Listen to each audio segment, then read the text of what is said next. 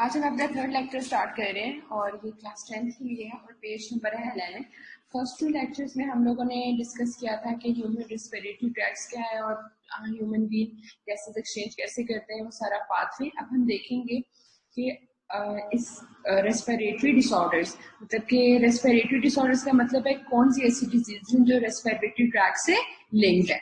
There are number of respiratory disorders which affect the human which affect people. उन्होंने कहा बहुत सी ऐसी respiratory disorders हैं जो पीपल्स को अफेक्ट करती हैं। The percentage of such disorders are particularly high in Pakistan.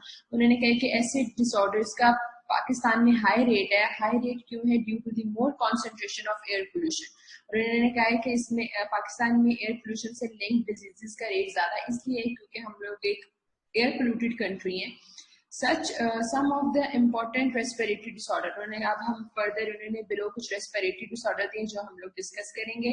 5 disorder इस बुक में दिए हुए हैं। हमारे पास है bronchitis, emphysema, asthma, pneumonia and lungs cancer. तो सबसे पहले हम देख लेते हैं ब्रोंकाइटिस।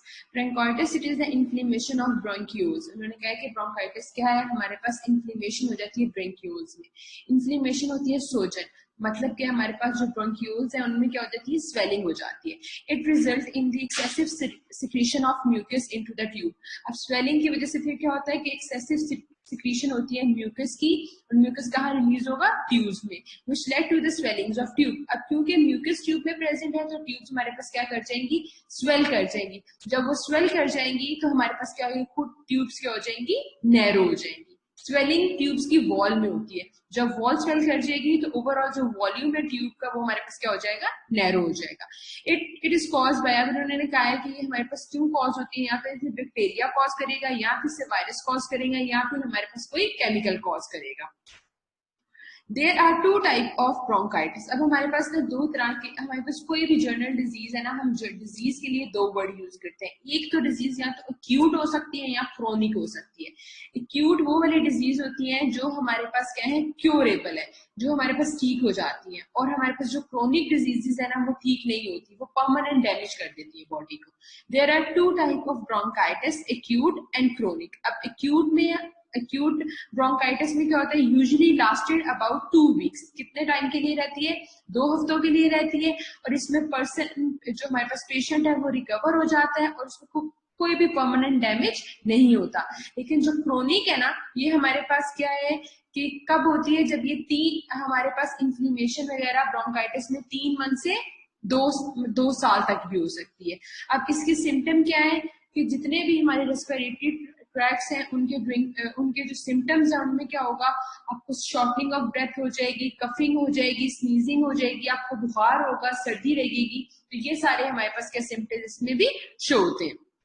और शॉर्टनिंग ऑफ ब्रेथ, जब आप रेस्ट मतलब अगर आप कोई काम नहीं कर रहे तो आपको शायद शॉर्टनिंग ऑफ ब्रेथ का मतलब है सांस लेने में मुश्किल होना। मतलब आपको ऐसे सांस लो तो फील हो कि अब हम बहुत जोर से या बहुत एनर्जी लगा के सांस ले रहे हैं। तो हमारे पास क्या शॉर्टनिंग ऑफ ब्रेथ हो सकती है जब हम क्या करेंगे? हार्ड जॉब करेंगे। हार्ड जॉब का मतलब है कि कोई भी ऐसी एक्टिविटी जिसमें आप फिजिकली बहुत ज्यादा इन्वॉल्व हो, फिजिकली एक्टिव हो, मतलब चल रहे हो, फिर रहे हो, मूव कर रहे हो। आगे हमारे पास है emphysema. Emphysema emphysema it is a destruction wall of alveoli. जब एल्वुलाई की जो वॉल है वो डैमेज हो जाएगी तो हमारे पास क्या कॉज होगा? एम्फिसीमा कॉज होगा। It result in a large it result in the larger sac but the lesser surface area for the gas exchange। उन्होंने कहा है जो हमारे पास एल्वुलाई का जो सैक है उसका वॉल्यूम तो ज्यादा हो जाएगा, लेकिन हमारे पास जो गैस एक्सचेंज के लिए सरफेस एरिया वो हमारे पास क्या हो जाएगा? लेस हो जाएगा। वो लेस क्यों होगा? क्योंकि वॉल जब टूट गई है तो गैसेस एक्सचेंज कैसे होंगी?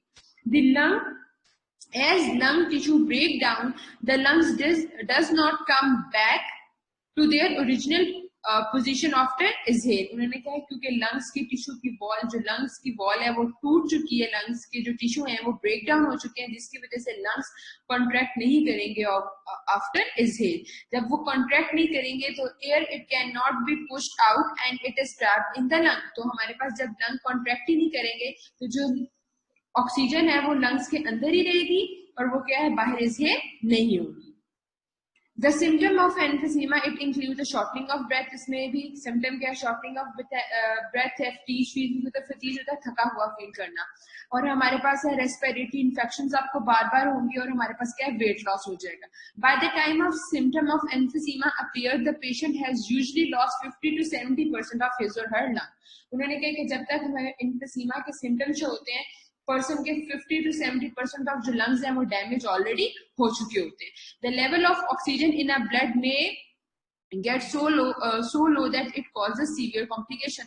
और उन्होंने कहा जब लंग्स डैमेज हो जाए कि इन्फिजीमा की वजह से क्या पता हमारे ब्लड में ऑक्सीजन की लेवल इतना ज्यादा कम हो जाए कि हमारे पास सीवियर कॉम्प्लिकेशंस हो, मतलब सफोकेशन वगैरह, या आप कोमा में चले जाए, आपकी डेथ वगैरह हो जाए, या क्या पता आप जब हमारे पास ऑक्सीजन की अमाउंट कम होती है तो आप बेहोश भी हो जाते हो.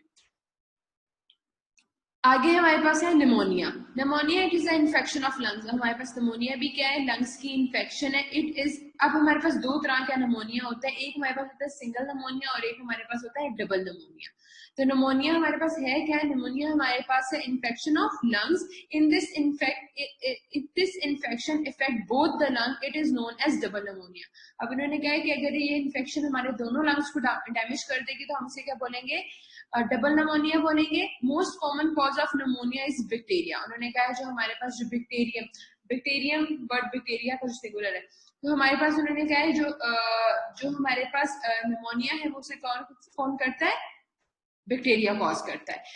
सम वायरल एंड फंगल इन्फेक्शन में आल्सो भी लेड टू. उन्होंने कहा है कि कुछ वायरल फंगल जो कॉजेज है वो भी हमारे पास निमोनिया कॉज करेंगे. अब हमारे पास जो डिजीज बैक्टीरिया कॉज करेगा ना, मतलब हमारे पास अब दो तरह की डिजीज कॉज होती है. कुछ को हमें बैक्टीरिया कॉज करते हैं और कुछ हमारे पास वायरस कॉज करते हैं. जो हमारे पास वायरस कॉज करेंगे डिजीज हम उन्हें बोलेंगे वायरल डिजीजेस, और जो हमारे पास बैक्टीरिया कॉज करेंगे वो हमारे पास क्या होगी? Bacterial diseases. और जो बैक्टीरियल डिजीज है उनको क्योर करने के लिए हम एंटीबायोटिक्स यूज करेंगे, और जो वायरस कॉज करेगा उसको क्योर करने के लिए हम क्या करेंगे? वैक्सीन यूज करते हैं. When the positive organism enter into the alveoli, they settle there and they grow in number. उन्होंने कहा है कि हमारे पास जो भी चीज जो हमारे पास निमोनिया कॉज करी है सबसे पहले क्या लंग्स में एंटर करेगी, देन वो एल्वोलाई में जाएगी. जब एल्वोलाई में जाएगी वो वहां सेटल हो जाएगी और ग्रोथ अपनी स्टार्ट कर देगी by increasing their number. They break the lungs tissue and the area become filled with fluid and pus. उन्होंने कहा है कि जब वो ग्रो करना शुरू कर देंगे तो वो क्या ब्रेक कर देंगे? लंग्स के टिश्यू को. जब लंग्स के टिश्यू को ब्रेक कर देंगे तो वहां क्या फिल्ड हो जाएगा? म्यूकस और पस हो जाएगी, वहां फ्लूइड वहां पस पड़ जाएगी जब अंदर लंग्स में हमारी टिश्यू ब्रेक डाउन हो जाएंगे. The symptom of pneumonia it include the cold that is followed by high fever. उन्होंने कहा है कि हमारे पास निमोनिया की सिम्टम क्या है? कि हमें सर्दी लगती है, साथ में हाई फीवर होता है, शिवरिंग मतलब कांपना, शिवरिंग स्टार्ट हो जाती है, और हमारे पास क्या कफ मतलब खांसी होती है साथ में. पेशेंट में also become the shortening of breath. और उन्होंने क्या पेशेंट को क्या सांस लेने में भी उससे क्या हो सकती है? मुश्किल हो सकती है, शॉर्टनिंग ऑफ ब्रेथ हो सकती है, और पेशेंट का स्किन कलर भी चेंज हो सकता है from dusty to the publish. मतलब पहले वो पेल होगा और पेल होने के बाद क्या पता उसके ऊपर पर्पल कलर के पैचेस भी पड़ जाए. It is due to the poor oxygen of blood, oxygenation of blood. उन्होंने कहा है कि ये पर्पल हो जाना या मतलब ऐसे पैचेस शो होना ये क्यों है? क्योंकि हमारे ब्लड में डीऑक्सीजनेटेड ब्लड मतलब डीऑक्सीजनेटेड ब्लड है, मतलब उसमें ऑक्सीजन की अमाउंट कम है, जिसकी वजह से हम लोग कैसे पर्पल पर्पल या पेल शो होता है. बंदा पेल होता है, थोड़ा पीला पड़ना, एंड देन हमारे पास पर्पलिश होता है, कैसे पैचेस बन जाते हैं पर्पल कलर के. Vaccine are available to prevent the pneumonia. उन्होंने कहा है कि हमारे पास ऐसी वैक्सीन्स प्रेजेंट हैं जो हमें निमोनिया से प्रिवेंट करती हैं. Antibiotics they are used to treatment for this type of pneumonia. और एंटीबायोटिक्स भी प्रेजेंट है जो हमारे पास निमोनिया को क्योर करने के लिए यूज होती है. आगे हमारे पास है asthma. Asthma it is a form of allergy. Asthma हमारे पास क्या है? फॉर्म ऑफ एलर्जी है in which the inflammation of bronchioles और more mucus it produce and narrow the air passage. उन्होंने क्या है? ये हमारे पास क्या है? एलर्जी की फॉर्म है. इसमें क्या हो जाता है? वही हमारे पास ब्रोंक्यूल्स क्या है? इन्फ्लेमिनेट हो जाती है, सूज जाती है, जिसकी वजह से ज्यादा म्यूकस प्रोड्यूस होता है, और ज्यादा म्यूकस प्रोड्यूस होने की वजह से हमारे पास एयर पैसेज क्या हो जाता है? नैरो हो जाता है. In asthma person the bronchiole the bronchi or the bronchiole become more sensitive to the different allergic agent. उन्होंने कहा है कि जब हमारे पास जो इस बंदे को एस्थमा होता है या जब हमें एस्थमा हो जाता है तो हमारे पास जो है हमारा रेस्पिरेटरी ट्रैक्ट ज्यादा सेंसिटिव हो जाता है ऐसे एजेंट से जो हमारे पास क्या कॉज करेंगे, एलर्जी कॉज करेंगे. अब उस एजेंट में उसमें क्या हो सकता है, वो स्मोक भी हो सकती है, डस्ट भी हो सकती है, पोलन्स भी हो सकते हैं और परफ्यूम भी हो सकते हैं. When expose to such allergen, the sensitive air passage show the intermediate or excessive response of constriction. उन्होंने कहा है कि जब हमारे पास कोई भी ऐसा एजेंट मतलब स्मोक है, डस्ट है, अगर हमने वो इनहेल किया है तो हमारा जो रेस्पिरेटरी ट्रैक है वो बहुत सीवियर रिस्पॉन्स शो करता है बाय कॉन्ट्रडिक्शन. मतलब कि वो एकदम से थोड़ा क्या उसकी वॉल्स में कॉन्ट्रैक्शन हो जाएगी, कॉन्ट्रैक्ट हो जाएंगी, थोड़ी कम सुकड़ जाएंगी. In this condition the patient feel difficulty to breathe. जब उसमें कॉन्ट्रडिक्शन हो जाएगी वो अपने आप को क्या करेगा, कॉन्ट्रैक्ट करने की कोशिश करेगी, वॉल्स वगैरह ये सारा रेस्पिरेटरी ट्रैक्ट तो पर्सन को क्या करेगी, ब्रीथ करने में प्रॉब्लम होगी. द सिम्टम ऑफ एस्थमा में vary from person to person. उन्होंने कहा है कि एस्थमा का सिम्टम हर पर्सन के लिए वेरी भी कर सकते हैं, डिफरेंट हो सकते हैं. द मेजर सिम्टम्स, उसमें मेजर सिम्टम्स वही है, हमें सांस लेने में मुश्किल हो जाती है, हमें स्नीजिंग होती है, हमें कफिंग होती है और हमारी चेस्ट टाइटनिंग होती है. चेस्ट टाइटनिंग का मतलब है कि ऐसा लगता है कि हमारे पूरे चेस्ट पे किसी चीज का वजन है या बोझ है. The chemicals which able to dilate the bronchioles or bronchi or bronchioles, they are used to treat the asthma. उन्होंने कहा कोई भी केमिकल जो हमारे पास है bronchioles को dilate कर देंगे, उनको ओपन करने में हेल्प करेंगे, वो हम लोग एस्थमा के ट्रीटमेंट के लिए यूज करते हैं. और ऐसी मेडिसिन इनहेलर के थ्रू दिए जाते हैं. इनहेलर ऐसा छोटा सा कंटेनर होता है जिसको आप पुश करते हो. एस्थमा के पर्सन जब उनको सांस लेने में मुश्किल हो रही होती है तो वो उससे पंप्स लेते हैं. तो जब पंप्स लेते हैं तो मेडिसिन वो इनटेक करते हैं ताकि उनके रेस्पिरेटरी ट्रैक्ट में जो कॉन्ट्रडिक्शन हुई है वो क्या है, वो डायलेट हो जाए, खुल जाए, जिसकी वजह से उनके एयर पैसेज में आसानी. आगे हमारे पास आ जाता है lung cancer. The lung cancer it is a disease of uncontrolled cell division in the tissue of lungs. हमारे पास जो कैंसर वर्ड है ना, कैंसर है ही अनकंट्रोलेबल सेल डिवीजन है, मतलब कि सेल डिवाइड करते जाते हैं और उनका कोई कंट्रोल नहीं होता. तो लंग कैंसर भी क्या है, हमारे पास ऐसी डिजीज है जिसमें अनकंट्रोल्ड सेल डिवीजन होती है, मतलब सेल डिवाइड बार बार करते जाते हैं, सेल डिवीजन हो रही होती है, rapid cell division uncontrolled in the tissues of lungs. कहाँ ये हो रही है uncontrollable division of cell tissues हैं जो किसके, लंग्स के. The cell it divided the cell continue to divide without any control and they form tumor. उन्होंने कहा है कि सेल जो है वो किसी कंट्रोल के बिना ही डिवाइड करते जाते हैं जिसकी वजह से वो क्या फॉर्म करते हैं, tumour. The cellular growth may also invaded adjacent tissue beyond the lung. उन्होंने कहा है कि ऐसा भी हो सकता है कि ये ट्यूमर या फिर अनकंट्रोलेबल सेल सिर्फ लंग्स में भी नहीं रहे, लंग्स के अलावा भी किसी ऑर्गन में इन्वेड करी जाए या चली जाए. The most common symptoms are shortening of breath. इसमें भी क्या है कि सबसे ज्यादा कॉमन क्या है, शॉर्टिंग ऑफ ब्रेथ है, इसके बाद कफिंग है और हमारे पास क्या है, वेट लॉस है. The main cause of any cancer including the main cause of any cancer include carcinogen. उन्होंने कहा है कि किसी भी कैंसर की जो कॉज है वो हमारे पास क्या होते हैं, कार्सिनोजन. कार्सिनोजन हमारे पास ऐसे एजेंट्स होते हैं जो कैंसर कॉज करेंगे. कोई भी चीज जो कैंसर कॉज कर रही है उसे हम क्या बोलते हैं, कार्सिनोजन. तो मेन कॉज कैंसर की उन्होंने कहा जो कार्सिनोजन है उसमें कौन कौन से आ जाते हैं, स्मोकिंग ऑफ सिगरेट, मतलब कि अगर कोई बंदा स्मोक कर रहा है, मतलब सिगरेट में भी कार्सिनोजन होते हैं. Ionised radiations and viral infection. उन्होंने कहा कि आपने कोई रेडिएशंस, रेडियो एक्टिव कोई सब्सटेंस था, अगर वो आपकी बॉडी में पेनिट्रेट हो गया तो वो भी कैंसर कॉज कर सकता है. इसके अलावा हमारे पास क्या, आपको वायरल इन्फेक्शन की वजह से भी क्या हो सकता है, कैंसर हो सकता है. The smoke it is the main cause of lung cancer. लेकिन लंग्स कैंसर की जो मेन कॉज है वो हमारे पास क्या है, स्मोक है. The risk of lung cancer it is relatively low in non smoker. उन्होंने कहा कि अगर किसी बंदे को, कोई बंदा स्मोक नहीं करता तो उससे चांसेस है कि उसे लंग्स कैंसर होने के चांसेस उसमें क्या है, कम है. Cigarette smoking it contain 50 non carcinogen. इन्होंने कहा है कि जो हमारे पास जो सिगरेट का धुआं है उसके अंदर 50 कार्सिनोजन क्या है, प्रेजेंट होते हैं, मतलब कि 50 ऐसे केमिकल्स प्रेजेंट है सिगरेट के धुएं में जो हमारे पास क्या कॉज करेंगे, कैंसर कॉज करेंगे. अब हमारे पास दो तरह के स्मोकर्स होते हैं, एक हमारे पास होते हैं पैसिव स्मोकर्स और एक हमारे पास होते हैं एक्टिव स्मोकर. एक्टिव स्मोकर वो बंदा है जो खुद सिगरेट पीता है.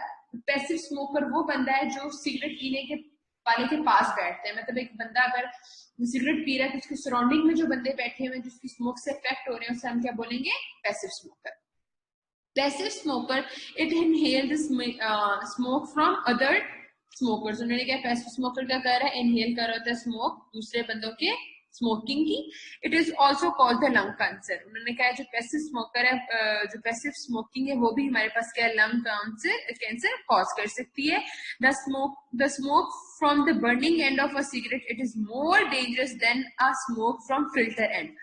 अब यहाँ देखो, जो बंदा सिगरेट पी रहा होता है ना, वो जो स्मोक ले रहा होता है वो सिगरेट में एक फिल्टर होता है, वो फिल्टर से पास होकर उसे जा रही होती है, मतलब वो कहीं ना कहीं उसकी जो स्मोक है वो क्या हो रही है, फिल्टर हो रही है। लेकिन जो बंदा सामने बैठा हुआ है वो किसी फिल्टर के थ्रू नहीं, डायरेक्ट स्मोक इनहेल कर रहा है। तो उन्होंने कहा है कि वो जो धुआं बर्निंग एंड से निकल रहा है ना, वो ज्यादा डेंजरस है एज कम्पेयर टू फिल्टर से। तो इसका मतलब ये नहीं कि आप सिगरेट पी सकते हो, cigarette is harmful.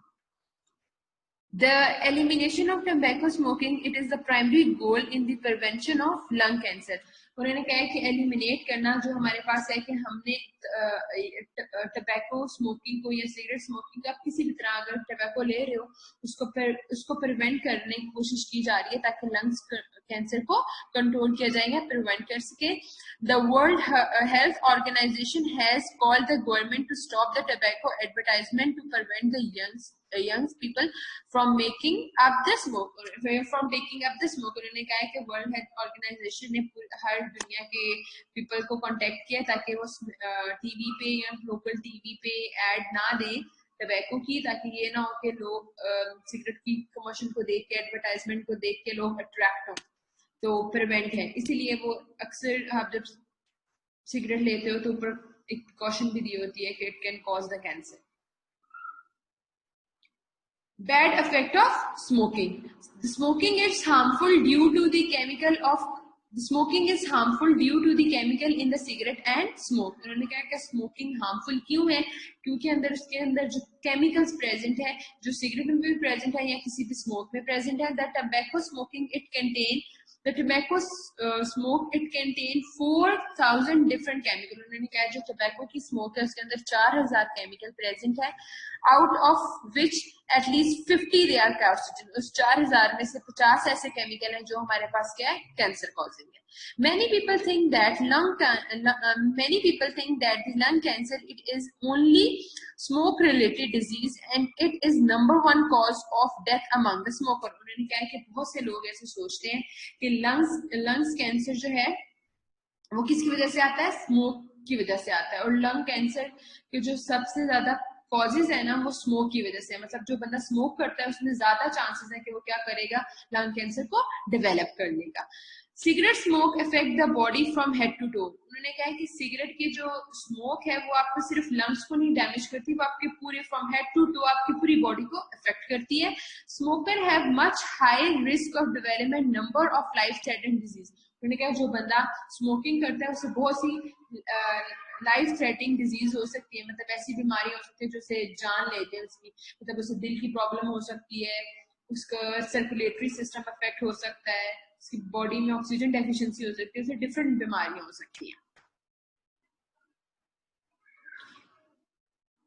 The smoking may also led to the cancer in a kidney. उन्होंने कहा है कि स्मोक की वजह से हमारे पास किडनीज में भी कैंसर हो सकता है, ऑरल कैविटी में भी, ऑरल कैविटी हमारा ये माउथ वगैरह, ऑरल कैविटी में भी हो सकता है, लैरिंग्स में हो सकता है, ब्रेस्ट कैंसर हो सकता है, ब्लैडर हो सकता है, और हमारे पास क्या पैंक्रियाज में भी हो सकता है। Many chemicals in the tobacco smoke damaged the air passage and led to the emphysema and other respiratory tract. उन्होंने कहा है कि हमारे पास इसके कैंसर के अलावा हमारे पास धुएं की क्या है कि धुआं जब रेस्पिरेटरी ट्रैक में से गुजरेगा तो ये रेस्पिरेटरी ट्रैक को क्या कर देगा, डैमेज कर देगा, जिसकी वजह से आपको एम्फीसीमा या दूसरी रेस्पिरेटरी डिसऑर्डर भी हो सकते हैं। Smoking also affect on circulatory system. उन्होंने कहा स्मोक हमारे पास क्या सर्कुलेटरी सिस्टम पे भी अफेक्ट करता है। The carbon monoxide present in a tobacco smoke lesser the oxygen carrying capacity of haemoglobin. उन्होंने कहा है कि हमारे पास किस तरह अफेक्ट करता है सर्कुलेटरी सिस्टम को, कि हमारे पास जो कार्बन मोनोऑक्साइड प्रेजेंट है वो हमारे पास क्या करेगी, हीमोग्लोबिन के साथ बाइंड कर जाएगी। जब हीमोग्लोबिन के साथ बाइंड करेगी तो फिर ऑक्सीजन बाइंडिंग कैपेसिटी हीमोग्लोबिन की कम हो जाएगी। जब ऑक्सीजन ही बाइंड नहीं करेगी हीमोग्लोबिन में होमोग्लोबिन के साथ, तो हमारी बॉडी में क्या है, ऑक्सीजन की अमाउंट कम हो जाएगी. Many other chemical in a smoke, it increase the production of blood platelets. उन्होंने कहा इसके अलावा सिगरेट के अंदर ऐसे बहुत से केमिकल्स प्रेजेंट हैं, या स्मोक के अंदर ऐसे बहुत से केमिकल प्रेजेंट हैं जो हमारे पास क्या है, हमारे ब्लड, हमारी बॉडी के अंदर या ब्लड के अंदर प्लेटलेट्स की अमाउंट ज्यादा कर देते हैं. प्लेटलेट्स का क्या काम होता है, ब्लड को क्लॉट करना, ब्लड को थिक करना. तो जब हमारा ब्लड थिक हो जाएगा तो फिर वो अच्छे से सर्कुलेट नहीं होगा. जब सर्कुलेट नहीं होगा तो प्रेशर, हमारे दिल को ज्यादा फोर्स पंप करनी पड़ेगी ताकि ब्लड दूसरे ऑर्गन्स तक जाए. इस तरह हमारी वेन, आर्टरीज और वेन्स में भी क्या होगा, प्रेशर बिल्ड होगा. Many other chemicals in our smoke, it increase the production of blood platelets, which when the platelets they are more than the normal number, they make a blood viscous. उन्होंने कहा कि जब हमारे पास ज्यादा हो जाएगा platelets का नंबर, तो हमारे ब्लड में क्या है, वो विस्कस कर देंगे, उसे गाढ़ा कर देंगे. which led to the arteriosclerosis, जिसकी वजह से arteriosclerosis हो सकती है आपको. Smokers are at great risk of development the infection. उन्होंने कहा है कि हमारे पास स्मोकर्स को ज्यादातर इनको ज्यादा चांसेस है कि they are affected by infection. और ज्यादातर इन्फेक्शन कैसे होंगी, लंग्स रिलेटेड इन्फेक्शन होगी. For example smoking increase the risk of tuberculosis by 2 to 4 time and pneumonia by the 4th. उन्होंने कहा कि जो बंदा स्मोकर है उसको टीबी होने के 4 गुना या 2 गुना ज्यादा चांसेस है as compare to normal people, और उससे निमोनिया होने के भी 4 गुना ज्यादा चांसेस है. मतलब कि अगर 2 बंदा है, एक हमारे पास नॉन स्मोकर है, एक हमारे पास स्मोकर है, तो हमारे पास जो स्मोकर है उसको टीबी होने के भी ज्यादा चांसेस है और उसको निमोनिया होने के भी ज्यादा चांसेस है. Smoke is also responsible for weakening and straining the teeth. उन्होंने कहा स्मोक की वजह से हमारे पास क्या हो सकता है, हमारे दांतों पे स्टेन भी आ सकता है और हमारे दांत भी वीक हो जाएंगे. और tooth loss is 2 to 3 time higher in smoker than non smoker. इस तरह जो हमारे पास स्मोकर्स होते हैं उनके दांत भी ज्यादा जल्दी लॉस हो जाएंगे as compare to non smoker. The smoking also effect the social life of person. उन्होंने कहा है कि स्मोकर की जो सोशल लाइफ है, सोशल लाइफ होता है कि एक बंदा दूसरे बंदे से कैसे इंटरेक्ट करे, तो ये सोशल लाइफ को भी डिस्टर्ब की थी, क्योंकि बहुत से लोग जो स्मोकर्स होते हैं उनको अच्छा नहीं जानते, उनसे मिलना नहीं चाहते, तो आपका सोशल लाइफ भी क्या डिस्टर्ब हो जाएगी. स्मोकर में फेस द सोशल अनएक्सेप्शन. वो ये है कि सोशल अनएक्सेप्शन वो क्या फेस करते हैं. और हमारे पास जो वर्ल्ड टबैको डे वो मनाया जाता है 31st of May every year. तो ऑल ओवर था कि हमारे पास 5 डिजीजेस थी. उसमें हमारे पास क्या था, सबसे पहले हमने पढ़ा था वो ब्रोंकाइटिस, देन एम्फीसीमा, देन हमारे पास निमोनिया, देन हमारे पास एस्थमा, एंड देन हमारे पास lung cancer. At the end हमने क्या उसके हार्मफुल इफेक्ट पढ़े और यहाँ ये चैप्टर कंप्लीट हो जाता है. तो अगर किसी को कोई कॉम्प्लिकेशन हुई तो कोशिश करें इसको बार बार गो थ्रू करने की. इंशाल्लाह दे विल कवर इट.